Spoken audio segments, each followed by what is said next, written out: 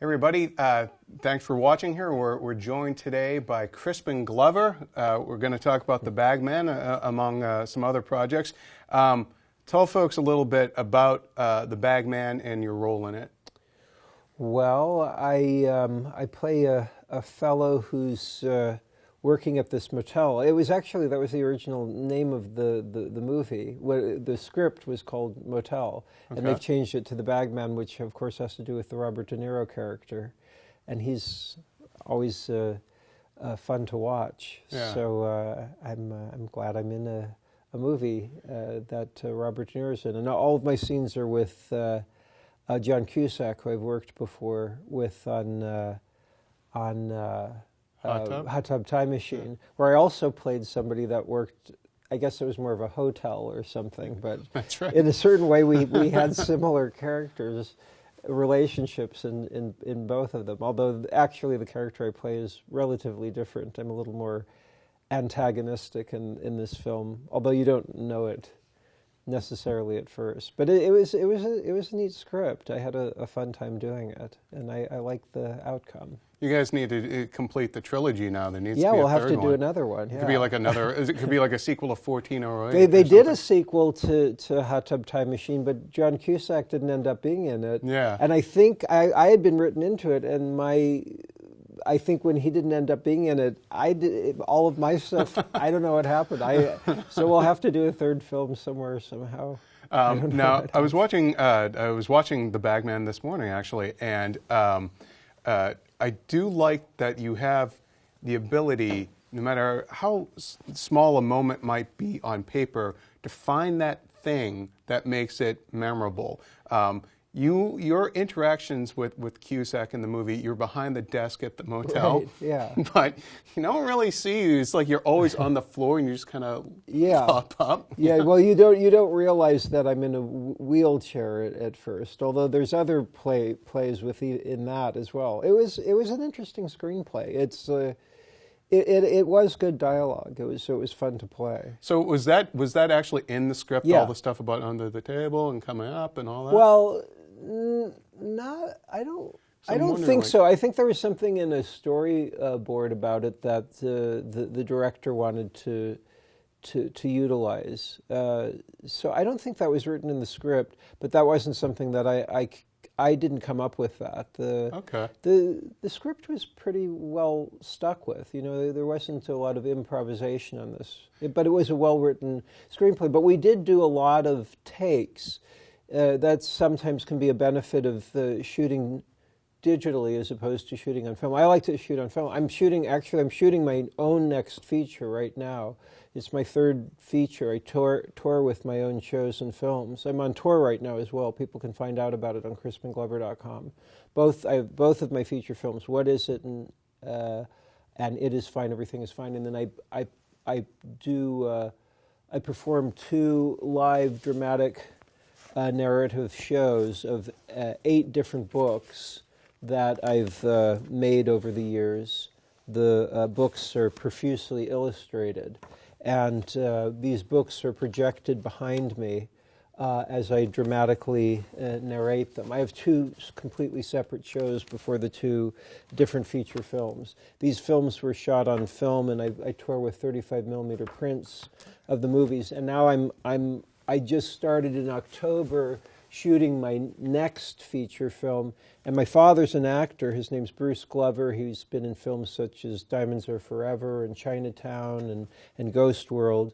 This is the first time my father and I have actually physically acted together in a movie. That's fantastic. And we're at this one I'm shooting on 35, which it's a very different discipline. How I was talking about, you shoot digital has certain benefits because you don't have to worry about burning up material, right, essentially. Like on my own film, and I fund my own films myself, and I'm not super wealthy, so I've got to be very careful about takes. And essentially, I get all of my coverage, but I'll do one take if I can get away with it per piece of coverage. Meaning, I'll get a close-up, I'll get a wide, whatever special shots.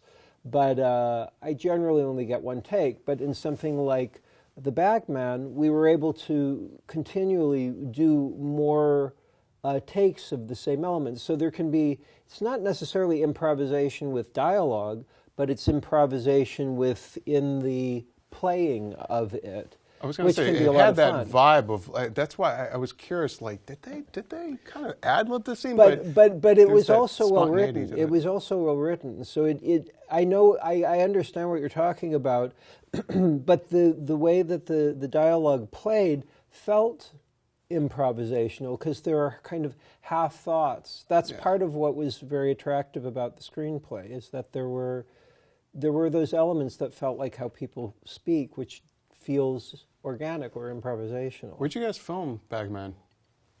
It was in New Orleans, or just outside of New Orleans, at some motel that they had made slightly different from what it was to shoot in. But it was a nice location. I mean, that's where I shot. I think they shot at multiple locations.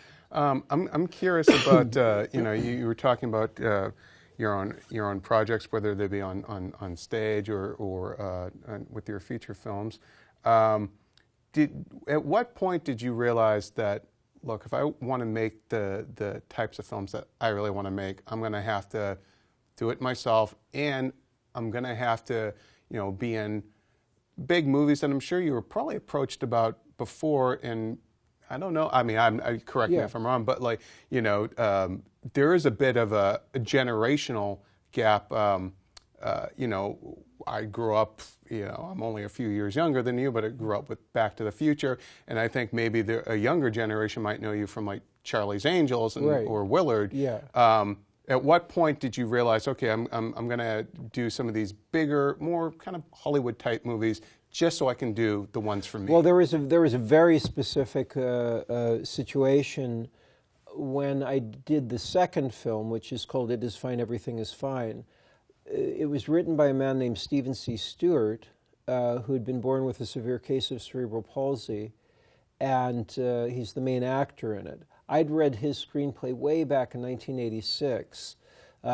He'd been locked into a nursing home when he was in his early 20s when his mother died, and he didn't want to be there. And the people that were taking care of him would derisively call him an MR, a mental retard, which is not a nice thing to say to anybody, but Steve was of normal intelligence, and the emotional turmoil he must have been through in that decade that he was in that nursing home, I can't even begin to imagine. But when he got out, he wrote this screenplay in the style of a 1970s TV murder mystery movie of the week, wherein he's the bad guy. And this was something that was important to Steve. If you think about it, if you see a film that's a corporately funded and distributed film that has a character with a disability in it, for the most part, that character is a benefactor to society. And there's nothing wrong with that. There's plenty of people with disabilities that are benefactors to society. But it was something Steve wrote and talked about, was that he was a person with a disability, with the emphasis on person, and people sometimes have dark thoughts. And he wanted to play a guy with dark thoughts, a bad guy. And it was important to him, and he does. It's the film, when the whole trilogy is done, It Is Fine, Everything Is Fine will be the best film of the trilogy. But not only that, I feel like it'll be the best film I'll have anything to do with in my whole career. I really feel very passionately about the film. But I knew as soon as I read a screenplay, just by the nature of the taboo qualities within it, I would have to fund it in order for it to get made. And I wrote, it's kind of complicated, but I wrote Steve into What Is It, which is the first part of what will eventually be a trilogy. When I realized, as I was turning What Is It from a short film into a feature film, I realized there were certain thematic elements that I was dealing with in What Is It, which is a reaction to corporate constraints that have happened in filmmaking in the last 30 years of corporately funded and distributed film, where anything that can possibly make an audience member uncomfortable is necessarily excised, or that film will not be corporately funded or distributed. I think it's a very damaging thing, because it's that moment when an audience member sits back in their chair, looks up at the screen and thinks to themselves, is this right what I'm watching? Is this wrong what I'm watching? Should I be here? Should the filmmaker have done this?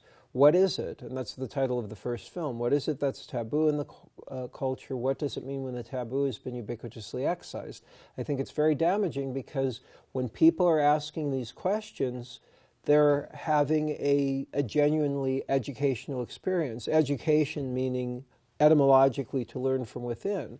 So if we are excising genuine questions in our corporately funded and distributed film culture, it ends up becoming the opposite of education. What's the opposite of education? It's propaganda. I do think that's unfortunately much of what's happening in our film culture, and that's what the first film is reacting to. Anyhow, Steve was reacting to something. It gets complicated because I'm going over, this is like, including my books, this is like more than 30 years of work that I'm essentially talking about. I don't even know how long we have on our interview. We got a couple of more minutes. Okay. But so I realized, well, that Steve was reacting to certain things within his screenplay that related to things that I was reacting to. I mean, on some level, completely different, because he'd been locked in a nursing home, a completely different life than mine.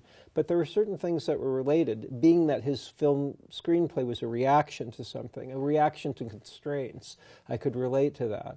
But in anyhow, after I shot with Steve in What Is It, which was 1996, I was acting and making a living and trying to, make money to continue shooting and finishing What Is It. And then in 1999, one of Steve's lungs collapsed, and it became apparent if we didn't shoot something soon, we may never get to shoot at anything at all. Cerebral palsy is not degenerative. It's something where somebody's born with that particular amount of cerebral palsy, essentially, that they have. It could be a very minimal or a relatively severe case like Steve had. But he was getting older. He started choking on his saliva, and one of his lungs collapsed. He got pneumonia, and that happened. So I realized, it became apparent that if we didn't shoot something soon, we would never get to shoot anything at all. It was right around that time that the first Charlie's Angels film was coming to me. And I realized with the money that I could make from that film, I could put it straight into Steve's film. A decade before, or basically after Back to the Future had come out in 1985, and that film had made so much money, and I felt a certain obligation toward finding films that somehow replicated more what my psychological interests were. And the first film I acted in after Back to the Future came out was River's Edge, which is a film I'm still proud of. And that film does bring up interesting questions, and there are times when interesting questioning films come through the corporate situation, but it's particularly increasingly rare. Yeah. And I mean, even the films that they made in the late 80s and stuff, that I don't think a lot of them would get made now, or even it's a strange thing. I mean, every once in a while you'll see a filmmaker that's just like stuck with it, and they've gone through the corporate system, and they'll make a great movie. It happens every once in a while. Yeah. I mean, you go back, that's why I use 30 years, you go back before something in the 1970s, you look at somebody like Stanley Kubrick, right, and it's like he was making the most still thoughtful, questioning, evocative, beautiful cinematic masterpieces that you can think of. And not only was he working in any corporate system, he was working in the studio system. So there are times where things wax and wane within the corporate systems. And right now I think we're in a particularly controlled time as to what kind of questions are able to be asked. But anyhow, I had been very careful about the kinds of movies I was acting in the 80s and 90s. But even basically after River's Edge, even if I was trying, and I worked with directors that I liked very much, and I tried to find characters or what have you that were interesting, but the films didn't necessarily reflect what my psychological interests were. They didn't necessarily make that much money, and that wasn't necessarily that good for my acting career. But I don't regret that time. It kind of etched out a persona that I still have and basically am comfortable with.